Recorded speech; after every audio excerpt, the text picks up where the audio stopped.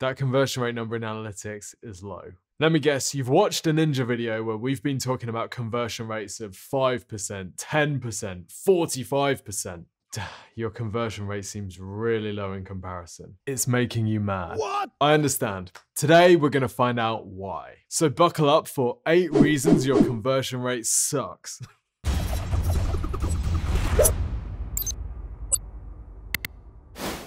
Alright, your conversion rate is one of the most important digital marketing metrics in all of the world, and here's why. Your conversion rate is the percentage of visitors that land on your website which take the action that you want them to do. So become a lead, become a sale, click on the thing, whatever the defined action is on your website. The reason your conversion rate is so important is if you have a high conversion rate, you get more leads and sales with your website traffic. If you have a low conversion rate, then you need to get much more traffic onto your site to get that same number of leads and sales. So conversion rate has a big impact on how profitable and successful your digital marketing is. Now, conversion rates vary massively from 0.001% to 45% plus. And there are loads of things which define what your conversion rate is. But we wanted to share this video with the 8 most common reasons that your conversion rate might be frustratingly low. So before I give you the 8 reasons, I'm assuming that your website is actually designed to convert visitors, okay? If your website isn't trying to convert visitors, then that's probably something to start on. So this isn't really a basics of conversion video. We have loads of those on the Exposure Ninja channel, so go and check out some of those. This is more like a troubleshooting video for people that feel they've got the basics in place, but they can't figure out why their results aren't better. Reason number 1 that your conversion rate might suck is that you're attracting the wrong type of visitor to your website. Now, this is fairly common, and the process goes something like this. Someone will have a look at some keyword search volumes and see, oh, there's loads of search volume for that particular phrase. I want to make some content on my site, or I want to target some ads, or I want to get my page ranking for that particular keyword. They then do that, they get lots of traffic for that keyword, but hey, guess what? It turns out that none of that traffic is particularly relevant. Let's look at a couple of examples. The first one is on this site. Now, 8x8 is a VoIP phone system. So if you want a kind of virtual phone system for your entire company, solution providers like 8x8 can do that. Now, the biggest ranking pages on their site for non-branded terms, i.e. people that aren't already searching for 8x8, are these area code blog posts. So what they've done is they've identified loads of the most common blog posts in the US, and they've written these blog posts about them. Now, these blog posts are pretty good. Nice, well-written article, beautiful photography, loads of information about the 919 area code. But what's the problem with this? The problem is that the majority of people searching for this aren't even going to be in the market for 8x8 services. They might be someone who've just had a missed call and they're trying to figure out where the call came from. They could be all sorts of people, but the chances of them actually looking for a VoIP system are really small. To make matters worse, once they get on this page, there is no information about what 8x8 is at all. All we've got is gobbledygook in the right-hand sidebar here that doesn't give me any introduction whatsoever. So what's going to be happening here is this page will get a huge amount of traffic because it's ranking very well, but almost none of that traffic is going to convert. In fact, potentially none of that traffic is going to convert because they don't actually have very clear calls to action throughout the post. Here's another example on the livechat.com website. Now, livechat.com is obviously a live chat software that you can use, and they've written this really informative guide on how to successfully get started with email marketing. Well, that's great, and it's a really in-depth piece with loads of useful information. But the trouble is, someone who's just getting started with email marketing isn't necessarily anywhere near making a decision about a live chat provider. So whilst this might be a topic that the target audience will be interested in, it's actually potentially really far away from the pain point that the live chat software is actually fixing. So again, the conversion rate on this type of thing would be really low.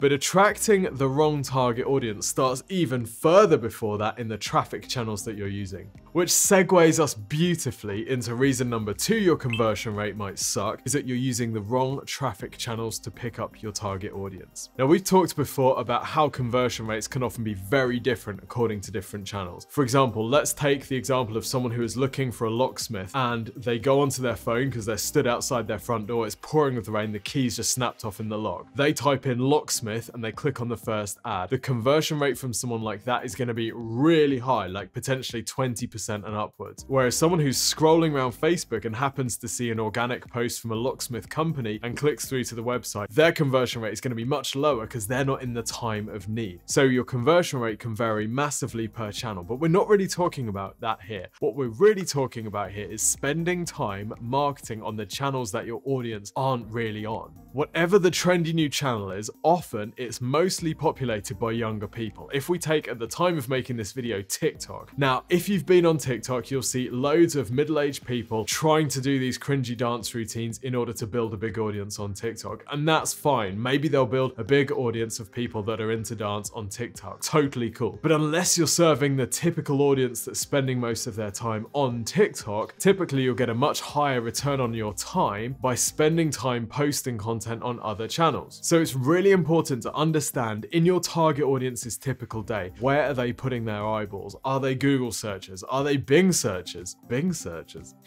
Apparently they do exist. Which social channels are they spending their time on? Because yes, whilst you might be able to build a big following quickly on TikTok by posting dance routines, the chances of the traffic from that turning into customers for you at this time, until there's a more productive use case for TikTok for small and medium-sized businesses, is relatively low. What I'm not saying here is that TikTok is a complete waste of time. For the right business, it's absolutely right. And at some point, we would expect TikTok to become way more relevant for the vast majority of businesses once there is a more compelling business use case that isn't featured around dancing and pranks. But for most small and medium-sized businesses, their time and money is a very finite resource, so it makes the most sense to go right to where your audience is. Reason number 3 your conversion rate might suck is your website doesn't have what people want. Now, in some ways, this is the most difficult reason to identify, because as businesses, we are so wrapped up and we're so absorbed in what we sell that it's very difficult to see what we sell from an audience's perspective. We ask friends and family what they think about our product or service, and they say, yeah, great, it looks awesome. But then we run ads and we get qualified traffic to the site, and the traffic says, nah. Sometimes it's not actually about the fact that people don't want what you sell, it's about the fact that you're not bringing out the benefits and the things that they actually do want in what you sell. On this site, which was submitted to us for one of our digital marketing teardowns, it turns out that this business has loads of really compelling advantages. They sell training to young people that are trying to pass their 11+ exam. When you come onto the site though, you don't really get too much of a sense of the benefits and the authority behind this business. But dig a little bit further and you find that actually the tutors for this business are really well qualified. They are super high authority. The founder of the business is a really compelling front person for the service that they offer and a great case study of why this method works. But none of that is visible when you land on the website for the first time. So a site like this could have a low conversion rate initially because it's not actually positioning what people want when they land on the page. Reason number 4 your conversion rate might suck is you're using the wrong offer for the stage of the sales funnel that your visitors are at.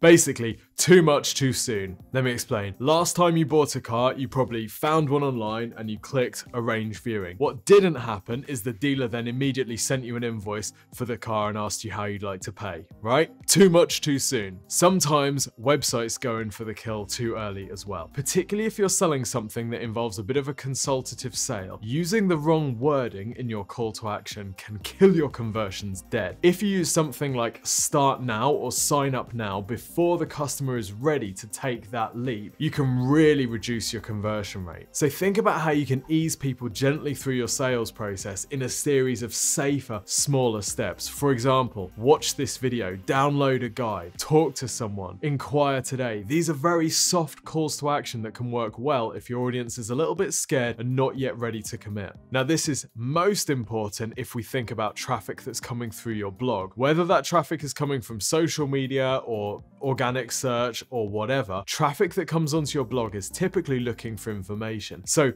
they're very rarely ready to take a commercial step immediately and buy something. So what you might want to do is have an email capture on your blog which offers people a chance to get more tips or to get a downloadable guide. Something like that can help you increase your conversion rate of your blog traffic, which tends to be fairly low otherwise, because you might be saying, here are 10 tips for smooth skin. Buy this expensive face cream. Let's imagine that a furniture business has a blog post, something like 10 clever furniture ideas for small living rooms. So what they might then do is list some of their products in those 10 ideas. And that might be a great thing to do, and that might get them some sales. But if we think about the position in the sales funnel of somebody searching for furniture ideas for small living rooms, what they're probably not doing is shopping for furniture right now, because they're looking for ideas. So they might be a stage before that. Now, at some point, they're probably going to buy some furniture, but if you're trying to sell straight away, you're going to get some, but you're not going to get many. So what can work really well for people at that sort of early stage in the sales funnel can be offering them some downloadable guide or information that helps them get closer to their goal. For example, download the ultimate guide to interior design for small living rooms. What you can then do is capture that person's email address and communicate and send them more information about this, knowing that they have a small living room. And then you can be present with them through email marketing or through retargeting them on social as they're moving through that sales funnel until they get to the point that they're ready to buy.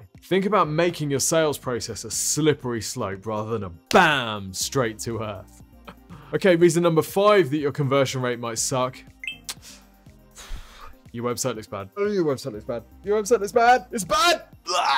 Okay, sometimes it just has to be said. It's not uncommon for us to be sent a website and we can guess immediately that it's been homemade. Now, sometimes a homemade website can actually increase conversions and it can be endearing. Now, sometimes a homemade website can work really well, like if you're really good at building websites. But if you're in a competitive space against other sites which are really nicely designed, then it's only going to make your site look worse. The standard of website design changes fast. Back when I started Exposure Ninja in 2012, I had no issue building websites myself. Today, I wouldn't even design a feature blog post image. The standard of design online has increased and is increasing rapidly. As mobile device photography improves and services like Canva allow people to design things really simply that look good, people's expectation of what they see when they're on their computer or their phone is continuing to increase. And that means that the homemade amateur looking site looks worse than ever. Now, in particular, there are some really key issues which can absolutely kill your conversions. For example, a website that isn't mobile friendly. And by not mobile friendly, we don't just mean it doesn't resize. We mean that things like buttons are too close together, or things disappear, or the menu system just works really weirdly. Sometimes websites use colors that are really difficult to read or very low contrast difference. Another key mistake is that the site has been designed to look good on one particular screen size, but anything that's slightly bigger or smaller, or much bigger or much smaller, it starts to look terrible. Another issue is that the imagery on the site looks massively generic. It's just completely taken from stock photo sites. It doesn't make you look bigger, it makes you look smaller. Or that product imagery is low resolution, low quality. Links don't look like links, buttons don't look like buttons, and so on and so on. Here's the thing about websites. People are judging the quality of your business by how your website looks because they really have nothing else to go on the first time they land on it. So first impressions matter. People judge books by their covers. Get your website looking good. Okay, slight variation of that. Number 6 reason why your conversion rate might suck is that your website isn't trustworthy. Now, one of the things that builds trust is a good looking website, sure, but there are other trust signals that you can use as well. Things like review stars, testimonials, case studies, examples of social proof. For example, the little proof boxes in the bottom of the window that says, Billy from Arkansas has just bought the whirligig. Now, building trust is important for every business, but the more high risk your offer or your product or service is perceived as being for your target audience, the more important this kind of trust building element comes into play. Now, I love to study things like personal injury claims, sell your house quick, Viagra, all these types of difficult markets where there's a lot of competition and they maybe sometimes don't have the best reputation, because all of these sorts of businesses, if they're going to succeed, if they're going to do well, they have to build trust and credibility. Here's the National Accident Helpline website, and look at some of the trust signals that they're using on this site. Firstly, they're using a phone number in their header menu. What does this do? It shows that you can reach them. They've got long opening hours as well, which actually builds a lot of trust for people, because if you've got a question, you know that you're going to be able to get in contact with them. They've got review stars above the fold and a massive number of reviews, which is a really great way of building trust. If you don't have that many reviews, you can substitute the number of reviews for your average rating, or even some specific testimonials from people that you feel alleviate some of your potential customers' biggest fears. Then they've got these 3 benefit statements. We're supportive. Every day we help hundreds of people, building social proof. Experience, over 26 years of service. Again, building social proof. Rated excellent by thousands on Trustpilot. In fact, if you look at all the information above the fold on this page, what is it designed to do? Everything on this side is designed to build trust. Everything on this side is designed to generate the conversion. As a case study, you couldn't really do any better. Reason number 7 why your conversion rate might suck is that your website loads too slowly. Walmart found that for every 1 second decrease in page load time, they saw a 2% conversion increase. Now, the one thing that's worse than a website that looks ugly is a website that looks ugly and takes ages to load. As people are more and more relying on mobile internet, the speed that your site loads is becoming more important. Now, whilst 4G and 5G promise faster load times, still increasingly we're noticing higher bounce rates on mobile than we are on desktop for sites that load slowly. You can check your site speed in analytics or using the Page Speed Insights tool, which also tells you if your site passes the Core Web Vitals test, which is going to become part of Ranking Signals from May 2021. Heads up on that. If you're watching this after May, oh my gosh, Core Web Vitals is already a ranking signal. Somehow I think the world will still be turning. Before I give you the final tip, if you've had any value from this video whatsoever, even if it's just a mild temporary distraction from the carnage that is this year, then please do consider subscribing, giving it a like, and also let me know in the comments, what's your biggest website pet peeve? What really turns you off a website more than anything? Because I think actually we could get some good infos here, which would help fellow viewers. And if you're really struggling with a terrible conversion rate and you just can't figure it out, or even if you've got a great conversion rate, you just want to slam that sucker with more traffic, then check out the free website and marketing review from Exposure Ninja. Go to exposureninja.com, click that big button, fill in your details about your website and your marketing goals for the next 12 months, and one of our team will record you a 15-minute video showing you how to improve the conversions from your website, but also to generate more traffic through traffic channels like social media, organic search, paid social, email marketing, and they'll also have a look at your competitors as well, see what those little slime balls are doing and see what you could copy. So go to exposureninja.com to request your free website and marketing review today. Final reason your website's conversion rate might suck, number 8, is your website is stale. Now, staleness can take a few forms on websites. Firstly, it's a good idea to keep your design kind of being refreshed every so often because designs change. If a site's already 2 years old, sometimes things change. Button sizes might need to be a little bit different. Try testing a different font. Maybe jazz up those pages a little bit. Play with the amount of white space. Make it look current. But most often, staleness is found on websites in the blog, right? If you've got blog buyer's guides that reference last year, or you haven't posted anything for a while, or you've got links to stuff that's broken, or things that don't really exist, or you're referencing O.J. Simpson's heroics, then you really need to think about updating your content. Quite often, we find the lowest hanging fruit for many websites is actually just going back to old successful blog posts, giving them a bit of a fresh lease of life, tidying them up, adding some more relevant tips, playing with some of the text, adding a bit more detail in some areas can do wonders for your ranking, but also your conversion rate because they show your visitors that you're alive and vibrant. And this is a really important thing. You don't always need to be pumping new information onto your site. If you've got a good back catalog of blog posts, turboing those can be some of the best use of your time. So don't just think that because you've written something and you've posted it a long time ago, it's now completely dead and it's never going to do any better. Good posts are written, great posts are rewritten. Who said that? I don't know. I'm taking it. Good posts are written, great posts are rewritten. So I hope you found this useful and I hope it gets you out of your conversion rate funk. If you've enjoyed it, subscribe to the channel. We post new videos every week. Sometimes they're better than this.